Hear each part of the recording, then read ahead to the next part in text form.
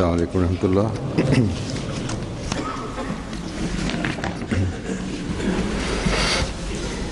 اشہد ان لا الہ الا اللہ وحدہ لا شریک لہ واشہد ان محمدا عبدہ ورسولہ. اما بعد فاعوذ باللہ من الشیطان الرجیم. بسم اللہ الرحمن الرحیم. الحمد للہ رب العالمین الرحمن الرحیم مالک یوم الدین. ایاک نعبد وایاک نستعین. اهدنا الصراط المستقیم صراط الذین انعمت علیہم غیر المغضوب علیہم ولا الضالین.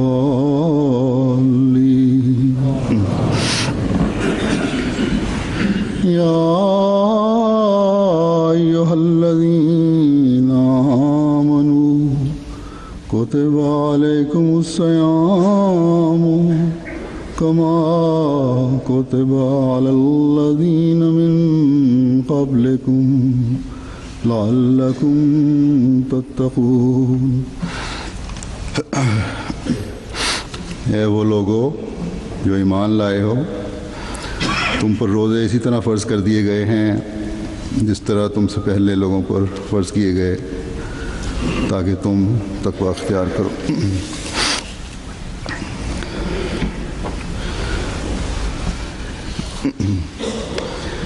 یہ ہے روزوں کی فرضیت کے بارے میں اللہ تعالیٰ کی ہدایت اور حکم. اللہ تعالیٰ نے اپنے فضل سے اس سال پھر ہمیں موقع دیا کہ اس نے ہماری روحانی ترقی کے لیے جو بہترین انتظام فرمایا ہوا ہے اس میں شامل ہو رہے ہیں. یہ گنتی کے جو چند دن جو کل سے شروع ہوئے ان میں سے گزر رہے ہیں. بس اللہ تعالیٰ کے فرمان کے مطابق اگر ہم نے تقوی میں ترقی کرنی ہے، اللہ تعالیٰ کا قرب پانا ہے، اپنی دعاؤں کو قبولیت کا درجہ دلوانا ہے، اپنی دینی، اخلاقی اور روحانی حالت بہتر کرنی ہے، تو ان دنوں سے بھرپور فائدہ اٹھانے کی ہر احمدی کو کوشش کرنی چاہیے. اللہ تعالیٰ فرماتا ہے یہ روزے جو تم پر فرض کیے گئے ہیں یہ روحانیت میں ترقی اور تقوی میں بڑھنے کے لیے انتہائی ضروری ہیں، اور دنیا میں پہلے بھی انبیاء کے ماننے والوں کی روحانی ترقی کے لیے، ان کے تزکیہ نفس کے لیے، ان کو خدا تعالیٰ کا قرب دلانے کے لیے یہ فرض کیے گئے تھے. بس یہ ایک اہم حکم ہے، اس کی پابندی ہی ہے جو ہمیں تقوی کے معیاروں کو اونچا کرنے والی بنائے گی. پہلے انبیاء کے ماننے والے بھی انہی لوگوں نے اللہ تعالیٰ کا قرب پایا اور اس کے فضلوں کے وارث ہوئے جنہوں نے بے چون و چراں خدا تعالیٰ کے حکموں کی پابندی کی.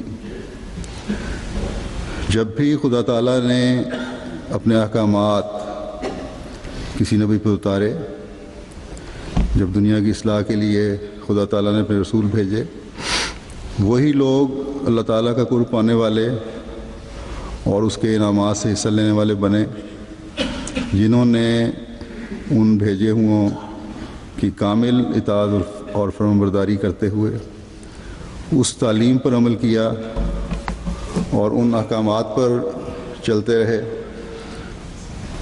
اور اپنے تقویٰ کے معیاروں کو بڑھاتے رہے جو اللہ تعالیٰ نے ان پر اتارے تھے۔ جب انکاری ہوئے تو جہاں روحانی معیار گرے وہاں دنیاوی طور پر بھی شان و شوکت کھو بیٹھے۔ اللہ تعالیٰ نے قرآن کریم میں اس کا ذکر بھی فرمایا ہوا ہے۔ پس اللہ تعالیٰ جب انبیاء کے ماننے والوں کو تقویٰ پر چلنے کی تلقین کرتا ہے تو یہ بھی فرماتا ہے کہ تم تقویٰ کے اعلیٰ معیار حاصل کر کے دنیا و آخرت کے انعامات سے حصہ لینے والے بنو گے، اس کی جنتوں کے وارث بنو گے، جیسا کہ فرماتا ہے وَلِمَنْ خَافَ مَقَامَ رَبِّهِ جَنَّتَانِ، یعنی جو بھی اپنے رب کی شان سے ڈرتا ہے اس کے لیے 2 جنتیں ہیں۔ اللہ تعالیٰ کا تقویٰ اختیار کرتے ہوئے اس کے مقام کو پہچانو کہ تمام قدرتوں کا وہی مالک ہے، اسی کا خوف سب سے زیادہ تمہارے دلوں پر ہونا چاہیے۔ پھر اس دنیا میں بھی اس کی جنتوں سے حصہ لو گے اور اخروی زندگی میں بھی اس کے انعامات اور جنتوں کے وارث ٹھہرو گے۔ بس ہر احمدی مسلمان کو تقویٰ میں ترقی کرنے کے لیے، اللہ تعالیٰ کی جنتوں کا وارث ہونے کے لیے اللہ تعالیٰ کے مقام کی پہچان ضروری ہے، اور یہ پہچان اس وقت ہوگی جب خالص اللہ تعالیٰ کے ہوتے ہوئے اس کے احکامات پر عمل کرو گے، اور ان احکامات میں سے ایک حکم رمضان میں روزوں کی پابندی کا اللہ تعالیٰ نے ہمیں دیا ہے۔ ہم خوش قسمت ہیں کہ ایک ایسی کتاب کو ماننے والے ہیں جو کامل اور مکمل کتاب ہے، اس کتاب کے ماننے والے ہیں جس میں اللہ تعالیٰ نے اپنی نعمتوں کو کمال تک پہنچانے کا اعلان فرمایا ہے۔ ہم خوش قسمت ہیں کہ ہم اس شریعت کے ماننے والے ہیں جس کو تا قیامت قائم رکھنے کا اللہ تعالیٰ نے وعدہ فرمایا ہے۔ ہم خوش قسمت ہیں، ہم اس آخری شرعی نبی صلی اللہ علیہ وسلم کو ماننے والے ہیں جن کو اللہ تعالیٰ نے خاتم الانبیاء کہہ کر تمام نبیوں اور رسولوں سے افضل بنا دیا۔ پہلے رسول اپنی قوم کو تقوی پر قائم رکھنے کے لیے اللہ تعالیٰ کی طرف سے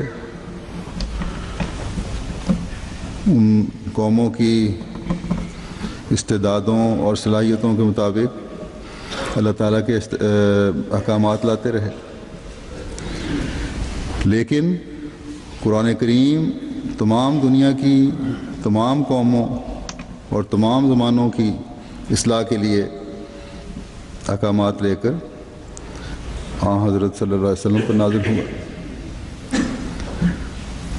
تقویٰ پر قائم رکھنے کے لیے وہ احکامات لے کر آیا جو آج بھی تمام قوموں اور اس زمانے کے لیے تازہ ہیں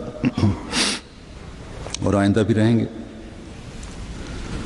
بس ہمیں سوچنا چاہیے کہ یہ چیزیں ہم سے کیا تقاضا کرتی ہیں، یہ احکامات جو اترے، جو اللہ تعالیٰ نے ہم پر انعام اور احسان کیا، یہ ہم سے کیا تقاضا کرتی ہیں؟ یہ تقاضا کرتی ہیں کہ اس آخری شرعی کتاب میں اللہ تعالیٰ نے جن نعمتوں کے کمال کا ذکر فرمایا ہے ان کے حصول کی کوشش کریں۔ یہ تقاضا کرتی ہیں کہ ہم اللہ اور اس کے رسول صلی اللہ علیہ وسلم کے احکامات پر عمل کرنے کے لیے اپنی تمام تر صلاحیتیں بروئے کار لائیں،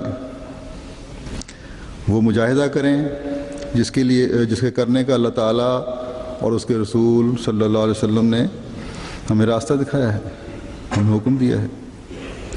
اللہ تعالیٰ فرماتا ہے والذین جاہدوا فینا لنہدینہم سبلنا، اور وہ لوگ جو ہم سے ملنے کی کوشش کرتے ہیں ہم ان کو ضرور اپنے رستوں کی طرف آنے کی توفیق بخشیں گے۔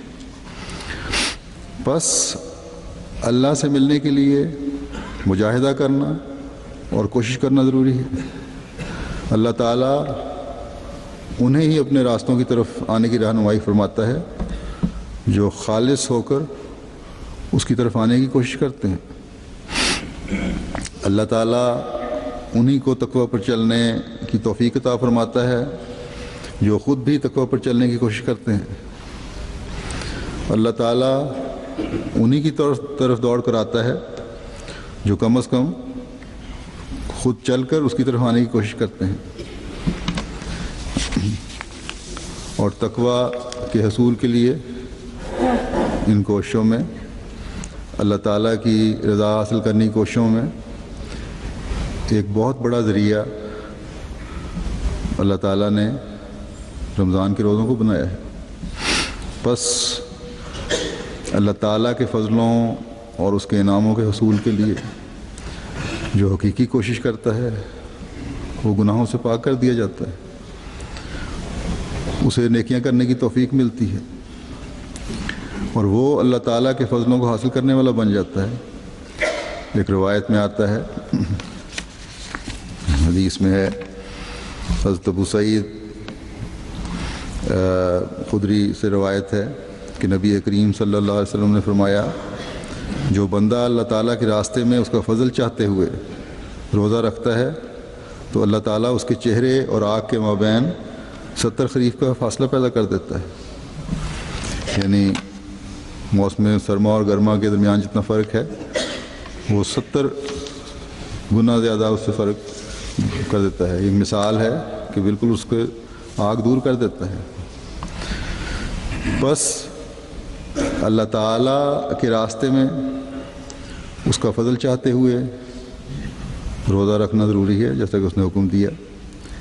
کسی قسم کا دنیاوی مقصد نہ ہو، خالص اس کی رضا کا حصول ہو، تو اللہ تعالیٰ مجاہدہ کرنے والے کو نہ صرف آگ سے بچاتا ہے بلکہ اپنی رضا کی جنتوں میں بھی داخل فرماتا ہے۔ اس کو دین بھی ملتا ہے اور دنیا بھی ملتی ہے۔ حضرت مسیح موعود علیہ الصلوۃ والسلام فرماتے ہیں کہ خدا تعالیٰ کی طرف سعی کرنے والا کبھی بھی ناکام نہیں رہتا۔ اس کا سچا وعدہ ہے کہ الذین جاہدوا فینا لنہدینہم سبلنا، خدا تعالیٰ کی راہوں کی تلاش میں جو جویا ہوا، جس نے کوشش کی، وہ آخر منزل مقصود پر پہنچا۔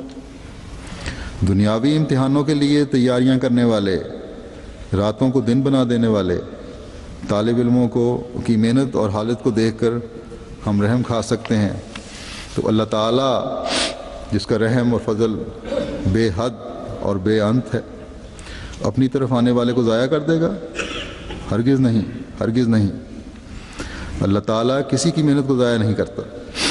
بس یہ موقع دیا ہے اللہ تعالیٰ نے ہمیں اس مہینے میں داخل کیا ہے۔ اللہ تعالیٰ نے ہمیں اپنے فضل سے، جس میں روزہ رکھنے والوں کے لیے، ان روزہ رکھنے والوں کے لیے جو خالصتاً اللہ تعالیٰ کی رضا کے حصول کے لیے روزہ رکھتے ہیں۔ حضرت صلی اللہ علیہ وسلم کے ارشاد کے مطابق ایک اور جگہ حدیث میں روزہ ڈھال بن جاتا ہے۔ بندے اور آگ کے درمیان روزہ ایک ڈھال بن جاتا ہے۔ روزہ اللہ کے بندے اور آگ کے درمیان ایک مضبوط قلعہ اور حصار بن جاتا ہے، جس کی دیواروں سے پاک ہو کر آگ کبھی اللہ تعالیٰ کے بندے کو جلا نہیں سکتی۔ یہ حدیث ایک ہے حدیث قدسی، یعنی حضرت صلی اللہ علیہ وسلم نے اللہ تعالیٰ کے حوالے سے بیان فرمایا کہ اللہ تعالیٰ فرماتا ہے کہ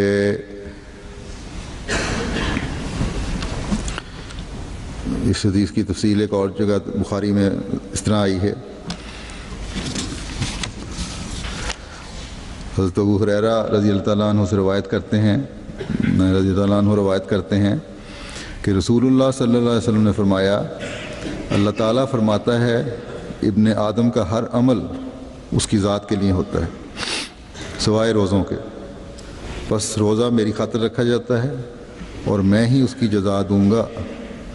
اور روزے ڈھال ہیں، اور جب تم میں سے کسی کا روزہ ہو تو وہ شہوانی باتیں اور گالی گلوچ نہ کرے، اور اگر اس کو کوئی گالی دے یا اس سے جھگڑا کرے تو اسے جواب میں صرف یہ کہنا چاہیے کہ میں تو روزے دار ہوں.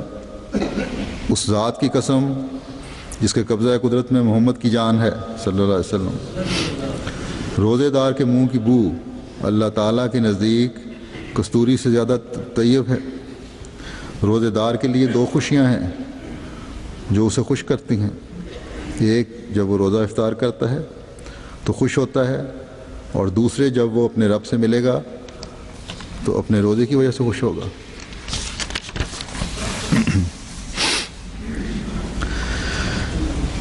روزے کی جزا اللہ تعالیٰ نے خود اپنے پر لے لی ہے. ایک اور روایت میں آتا ہے کہ آن حضرت صلی اللہ علیہ وسلم نے فرمایا کہ روزہ ایک ایسا عمل ہے جو اللہ عز و جل کی خاطر رکھا جاتا ہے، اور روزہ رکھنے والے کا اجر صرف اللہ عز و جل کو ہی معلوم ہے. اللہ تعالیٰ نیکیوں کے بارے میں بتاتا ہے کہ میں 700 گنا تک اجر دیتا ہوں جو نیکیاں کرنے والے ہیں، اعمال صالحہ پر جلانے والے ہیں، اور اس سے بھی زیادہ بڑھا دیتا ہوں. تو روزوں کا اجر اس بیان کردہ حد سے بڑھ جانے والا ہے.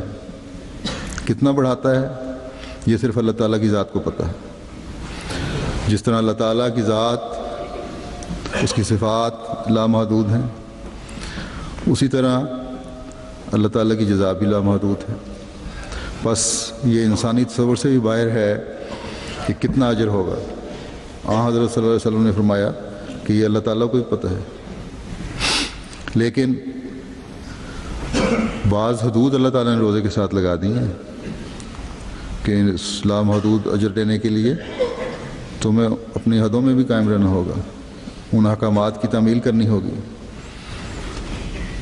صرف فاقہ نہیں کرنا بلکہ کچھ مجاہدے کرنے ہوں گے، برائیوں کو چھوڑنا ہوگا جیسا کہ حدیث میں آیا ہے. ہر قسم کے نفسانی اور شہوانی جذبات سے کنارہ کشی اختیار کرنی ہوگی، بلکہ جیسا کہ دوسری جگہ اللہ تعالیٰ نے فرمایا ہے کہ بعض جائز باتوں کو بھی خدا تعالیٰ کی خاطر چھوڑنا ہوگا. جب یہ حالت ہوگی تو وہ روزہ خدا تعالیٰ کی خاطر ہوگا. یہ برائیاں چھوڑنا ہی ہیں جو اس کو اللہ تعالیٰ کا قرب دلانے والی ہوں گی، لیکن یہ وقتی چھوڑنا نہیں ہے. ان برائیوں سے وقتی طور پر کنارہ کشی اختیار نہیں کرنی، بلکہ مستقلاً یہ عادت ڈالنی ہوگی. جب یہ حالت ہوگی تو وہ روزہ پھر اللہ تعالیٰ کی خاطر ہوتا ہے.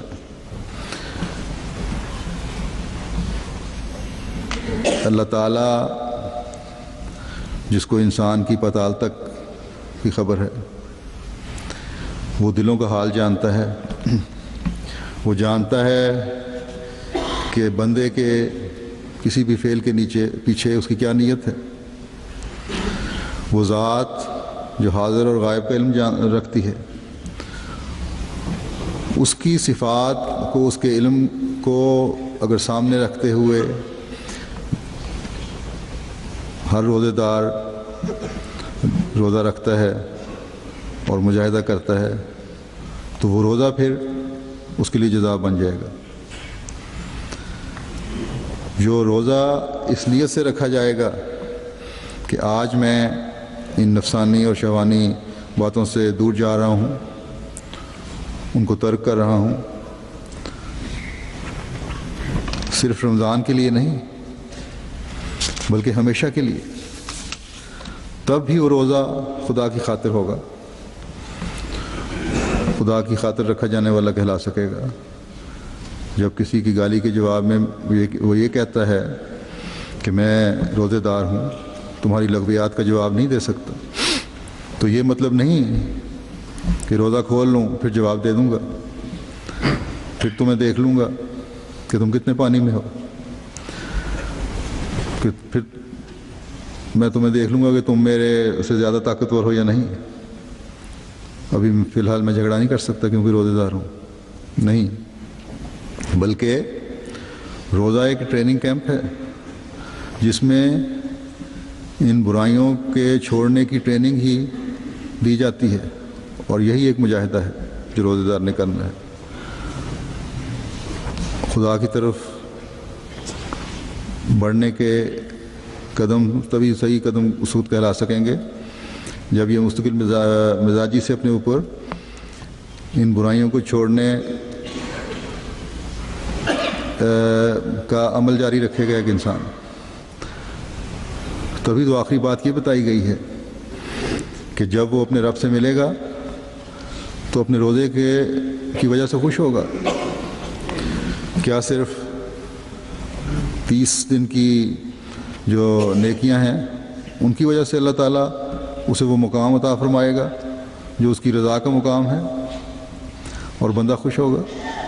نہیں، بلکہ اس لیے خوش ہوگا کہ ایک رمضان کے روزوں نے میرے اندر برائیاں ختم کی، میری نفسانی اور شہوانی حالتوں کو دور کرنے کی کوشش کی وجہ سے، میری استغفار کی وجہ سے، میری اس کوشش کی وجہ سے کہ میں اللہ کی خاطر برائیوں کو ترک کرنے والا بنوں، اللہ تعالیٰ نے مجھے برائیوں سے دور کیا۔ اور زندگی کا ہر رمضان جو اس کوشش کی نیت سے آئے گا، اور سال کا ہر مہینہ جو اس رمضان میں حاصل کردہ نیکیوں کو اپنے اوپر لاگو کرتے ہوئے گزرے گا، سال کا ہر دن ان 30 دنوں کی ٹریننگ کی وجہ سے برائیوں سے دور کرتے ہوئے گزرے گا، آخر کو وہ اللہ تعالیٰ کی رضا حاصل کرنے والا بنائے گا، اور وہ مقام ہوگا جہاں بندہ خوش ہوگا کہ اللہ تعالیٰ نے میری برائیوں کو رمضان کی برکتوں کی وجہ سے مجھ سے دور کیا، اور میری نیکیوں اور تقویٰ میں ترقی کا موقع مجھے رمضان کی وجہ سے عطا فرمایا۔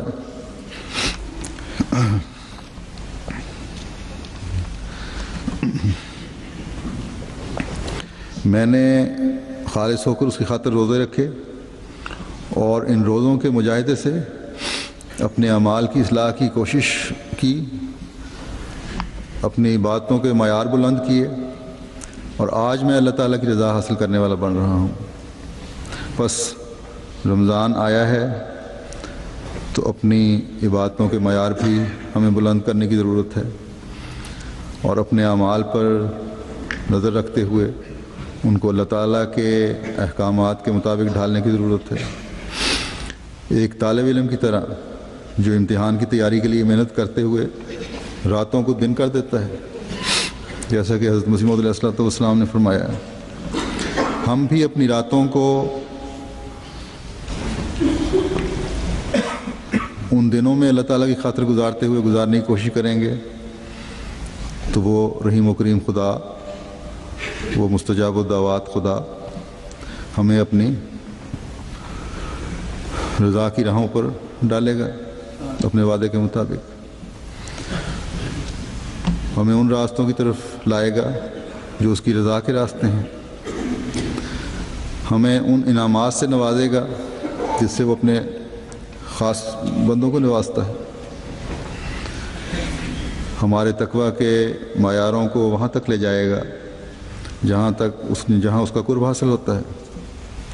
بس روزہ اگر ڈھال اللہ تعالیٰ نے بنایا ہے تو اس ڈھال کا استعمال بھی آنا چاہیے۔ اگر اپنے ڈھال جو ہے اپنے سامنے صحیح طرح نہ رکھی جائے، اگر اس کو مضبوطی سے نہ پکڑا جائے تو حملہ آور کا ایک وار ہی اس کو ہوا میں اڑا دیتا ہے، اور ڈھال کا کام نہیں دے سکتی۔ بس شیطان جو سب حملہ آوروں سے زیادہ خطرناک حملہ آور ہے، اس کے وار سے محفوظ رہنے کے لیے اللہ تعالیٰ کی عبادت میں ترقی کرنے، اپنی راتوں کو زندہ کرنے اور اللہ تعالیٰ کے احکامات کو مضبوط پکڑ کر ہی اس روزے کی ڈھال سے ایک مومن صحیح فائدہ اٹھا سکتا ہے۔ اور یہ ٹریننگ کے دن اللہ تعالیٰ نے ہمیں میسر فرمائے۔ جہنم کی آگ سے بچنے کے لیے روزہ تبھی قلعے کا کردار ادا کرے گا جب قلعے کے ہر دروازے پر اپنی عبادتوں اور اعمال کے پہرے بٹھائے جائیں گے۔ پھر یہ پہرے جو ہیں اور مضبوط قلعے کی دیواریں جو ہیں، جو اللہ تعالیٰ نے اپنے فضل سے کھڑی کی ہیں، جہنم کی آگ سے اس دنیا میں بھی ہر ایک مومن بندے کو بچائیں گی اور آخرت میں بھی۔ اللہ تعالیٰ کی رضا کا حصول اور تقوی پر قدم مارنا ہی ایک مومن بندے کی زندگی میں انقلاب لاتے ہوئے اس دنیا کی نوما سے بھی ایک مومن بندے کو بہرہور کرے گا اور آخرت میں بھی۔ بس ہمیں چاہیے کہ اللہ تعالیٰ کے اس مہیا کردہ انتظام سے فائدہ اٹھائیں، اس کے بتائے ہوئے حکموں کے مطابق یہ دن گزارتے ہوئے تقوی میں ترقی کریں۔ پہلوں کی جو تعلیم تھی، جو حضرت صلی اللہ علیہ وسلم سے پہلے نبی آئے، وہ تو عارضی تھی، عارضی زمانے کے لیے تھی، ختم ہو گئی۔ ان کی تعلیم تو عارضی اور وقتی تقوی اس عطا کرنے کے لیے تھی، اور تعلیم کے ختم ہونے کے ساتھ ہی اس میں وہ تازگی نہیں رہی، تقوی نہیں رہا۔ لیکن جیسا کہ میں نے کہا، اسلام کی تعلیم تو ہمیشہ کے لیے زندہ ہے، قرآن کریم کے احکامات تو ہمیشہ کے لیے قائم ہیں۔ دوسرے مذاہب کے تو روزوں میں نفسانی خواہشات داخل ہو گئی ہیں، ہماری تو تعلیم بھی زندہ ہے اور احکامات بھی اصل حالت میں قائم ہیں۔ بس ہمیں اپنے تقوی کے معیاروں کو بھی زندہ رکھنے کے لیے ہمیشہ جد و جہد کرتے چلے جانے کی ضرورت ہے۔ ہمیں تقوی کی سیڑھیوں پر قدم رکھتے ہوئے اللہ تعالیٰ کی رضا کے حصول کے لیے، اللہ تعالیٰ کا قرب پانے کے لیے، اللہ تعالیٰ نے جو بلند سے بلند مقام حاصل کرنے کے راستے دکھائے ہوئے ہیں، انہیں حاصل کرنے کے لیے اللہ تعالیٰ نے ہمیں وہ سیڑھیاں بھی مہیا فرمائی ہوئی ہیں جن پر ہم نے چڑھنا ہے، جس کی بلندی کی کوئی انتہا نہیں ہے۔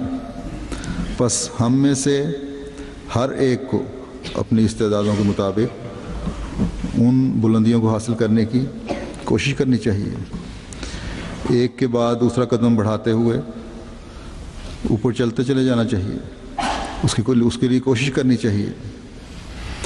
اللہ تعالیٰ نے ہمیں خیر امت بنا کر عبادتوں کی بلندیوں کے راستے بھی دکھا دیے ہیں اور اعمال صالحہ کی بلندیوں کے راستے بھی دکھا دیے ہیں۔ بس ہم خیر امت تبھی کہلا سکیں گے جب یہ معیار حاصل کرنے والے ہوں گے، ایک کے بعد دوسرا معیار حاصل کرنے کی صحیح کرتے چلے جائیں گے، کوشش کرتے چلے جائیں گے۔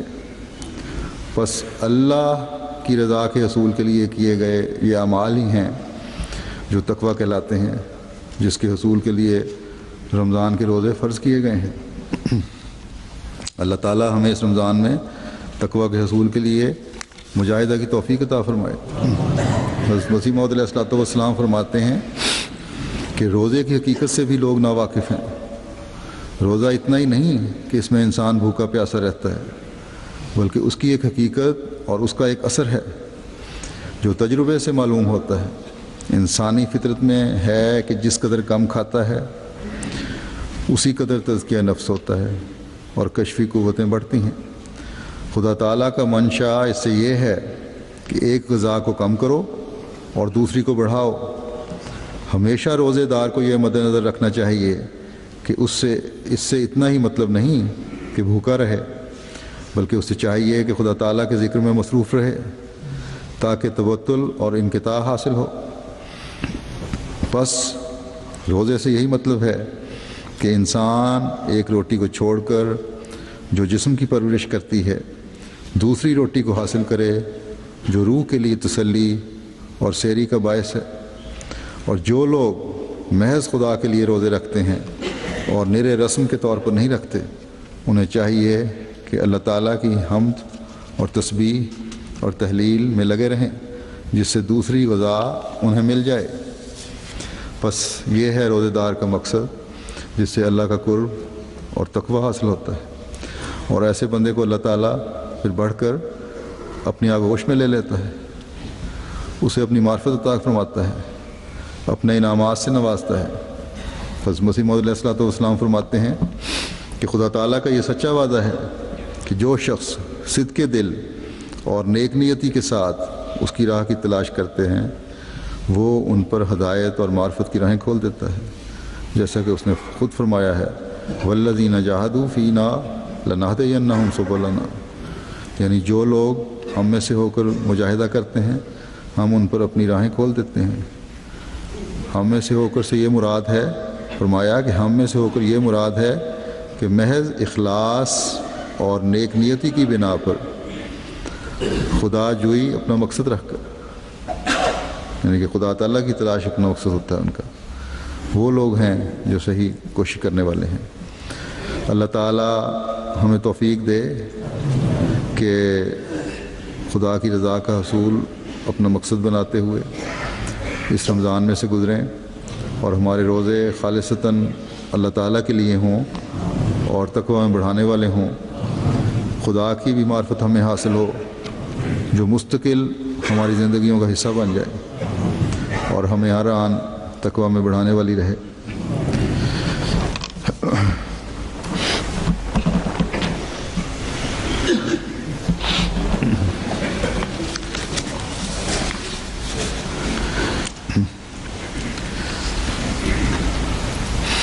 الحمد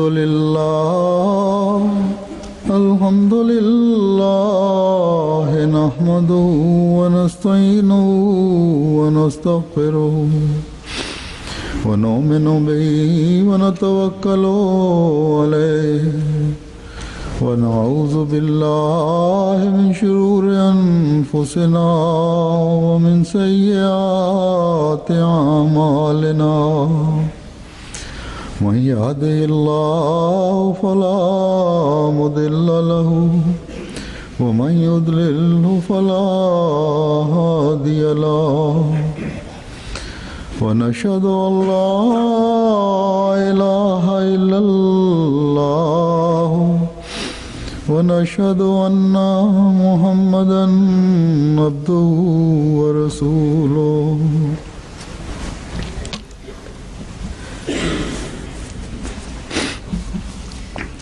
اس وقت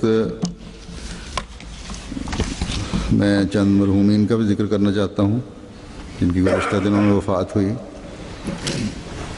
وہ ان کے جنازے ہو گئے ہیں، لیکن دعا کی خاطر ان کے لیے اور ان کی اولادوں کے لیے، بزرگوں کی سے تعلق ہے ان کا۔ ایک تو ہیں محترمہ سعیدہ بیگم صاحبہ، یہ حضرت مولانا جلال الدین صاحب شمس مرحوم کی اہلیہ تھیں، 94 سال کی عمر میں 5 ستمبر 2007 کو ان کی وفات امریکہ میں ہوئی۔ یہ حضرت مسیح موعود علیہ الصلوۃ والسلام کے صحابی خواجہ عبید اللہ صاحب کی بیٹی تھیں، اور حضرت خلیفۃ المسیح ثانی نے ہی ان کا رشتہ حضرت شمس صاحب سے کروایا تھا، اور ان کی قربانیوں کی مثال دیتے ہوئے حضرت مسلم موعود رضی اللہ عنہ نے 1932 کے جلسے میں فرمایا تھا، 1956 میں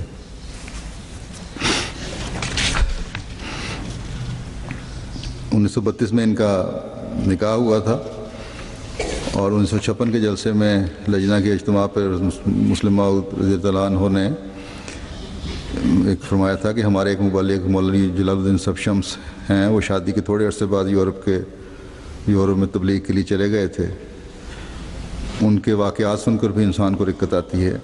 ایک دن ان کا بیٹا گھر آیا اور اپنی والدہ سے کہنے لگا کہ اماں ابا کسے کہتے ہیں؟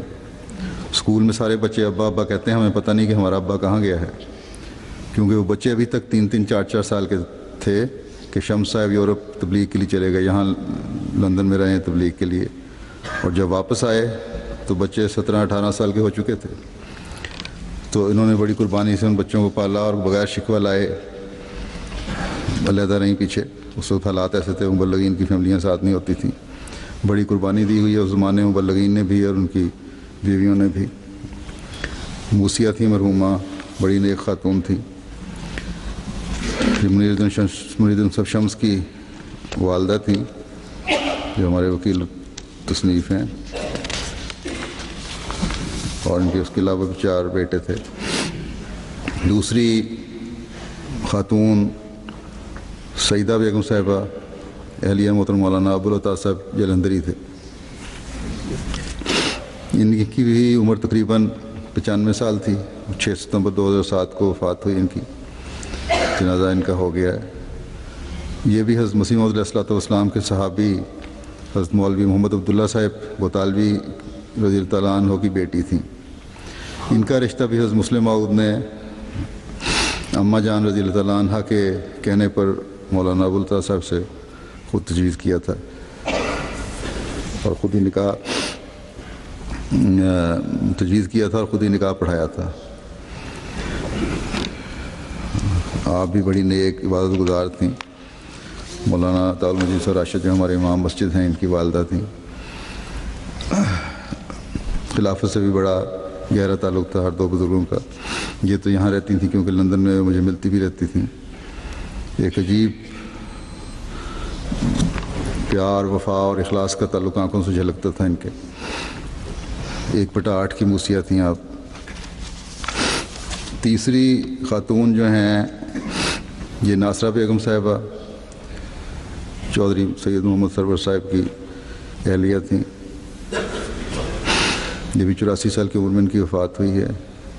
یہ بھی ایک صحابی کی بیٹی تھیں جو موضع بنجواں ضلع گرداسپور میں رہتے تھے۔ ان کا نام تھا چودھری فقیر محمد صاحب۔ یہ 1947 میں تقسیم ہند کے وقت شہید ہو گئے تھے ان کے والد۔ اور جب لوائے احمدیت کے لیے جب کپڑا تیار کیا جا رہا تھا تو انہوں نے، ان کے والد نے یہ کپڑا تیار کروایا تھا، خود تیار کیا تھا اپنے ہاتھ سے، اور بڑے نڈر تھے دائی اللہ۔ ان کی خود بھی بڑی نڈر دائی اللہ تھیں اور تبلیغ کرتی رہتی تھیں عورتوں کو اپنے ساتھ لے جا کر۔ انہوں نے بھی 4 بیٹے ہیں ان کے، ان میں سے ایک تو ہمارے مبلغ انچارج امریکہ ہیں داؤد حنیف صاحب، دوسرے ان کے بیٹے یہاں ہیں منور صاحب جو جماعت میں سیکرٹری مرامہ ہیں۔ یہ تمام خاتون بڑی نیک، خلافت سے وفا کا تعلق رکھنے والی دعا گو بزرگ تھیں۔ اللہ تعالیٰ سب کے درجات بلند فرمائے اور ان کی اولادوں کو بھی ان کی نیکیوں کو جاری رکھنے اور قائم رکھنے کی توفیق عطا فرمائے۔ عباد اللہ رحمکم اللہ، ان اللہ یامر بالعدل والإحسان وإیتاء ذی القربى وینہی عن الفحشاء والمنکر والبغی یعظکم لعلکم تذکرون۔ اذکروا اللہ یذکرکم وادعوہ یستجب لکم ولذکر اللہ اکبر۔